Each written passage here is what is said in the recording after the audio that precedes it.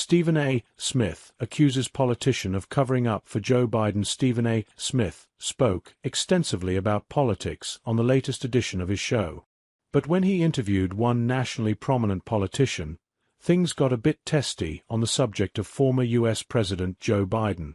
Smith's guest on Saturday's edition of the Stephen A. Smith Show was U.S. Senator Cory Booker, who recently broke the record for the longest filibuster in Senate history, speaking on the chamber floor for 25 hours and 2 minutes.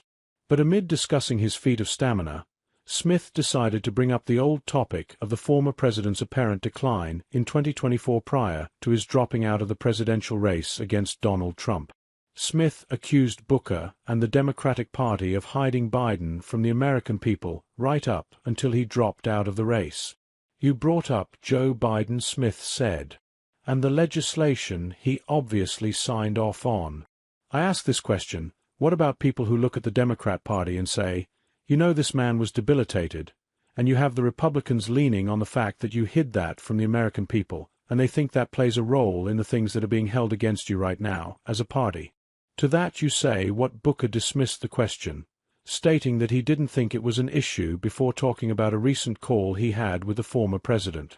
"I don't even know why that's an issue," Booker said.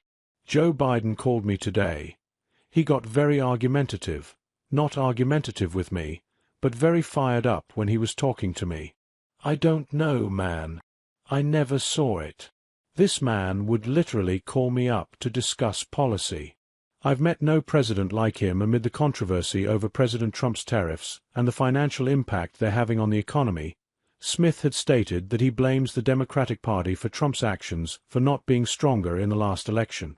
While it may be a leap in logic to some, it's a feeling that has been held pretty strongly by many of the president's detractors since his election back in November.